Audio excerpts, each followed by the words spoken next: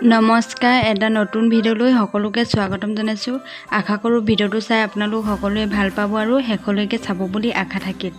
আজি মই বনাব লৈছোঁ কলপিঠা। কলপিঠাটোনো মই কেনেদৰে বনালোঁ আৰু কি কিনো ব্যৱহাৰ কৰিলোঁ তাকে ভিডিঅ'টো চাওকচোন এবাৰ। তাৰ কাৰণে কল লৈছোঁ 3টা আৰু আপোনালোকে যিকোনো কল ল'ব পাৰিব। আৰু কলপাতখিনি মই জুইত অকণমান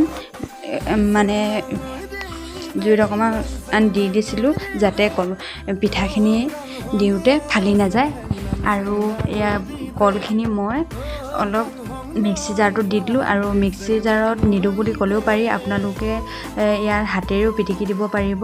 আৰু এইফালে মই ভাত খোৱা চাউলৰ পিঠাগুড়ি লৈছোঁ। এই পিঠাখিনি মই ৰ'দত শুকুৱাই থৈ দিছিলোঁ, আপোনালোকে ভাজিও ল'ব পাৰে। এতিয়া মই এই কলখিনিত পিঠা অলপকৈ দি জোখমতে এটা লাডু তৈয়াৰ কৰি ল'ম। আৰু ৰুটি বনাবলৈ যেনেদৰে আমি এটা লাডু তৈয়াৰ কৰি লওঁ ঠিক তেনেদৰে কৰিব লাগিব। আৰু পিঠা বেছিকৈ দিবও নালাগে, অকণমান মোহাৰি থাকিলে গম পাব। বেছি টান হৈ গ'লে খাবলৈ বেয়া হ'ব, পিঠাটো টান হৈ যাব। সেইটো কাৰণে জোখ অনুপাতেহে বস্তুখিনি মিক্স কৰিব লাগিব।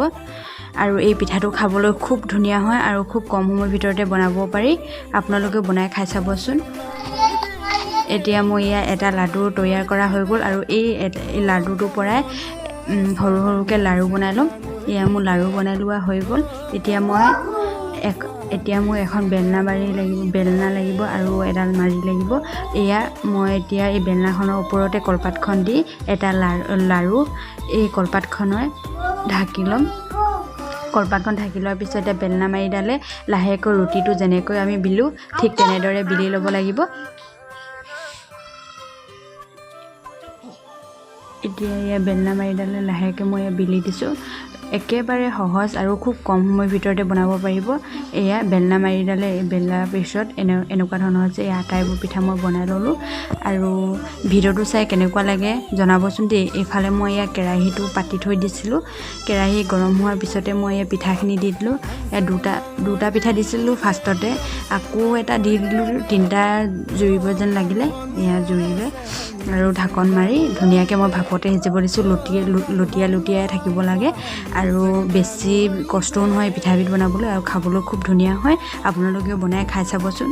আৰু আজি ভিডিঅ'টো চাই কেনেকুৱা লাগিলে জনাবচোন দেই। আৰু ভিডিঅ'টো শেষলৈকে চোৱাৰ বাবে বহুত বহুত ধন্যবাদ।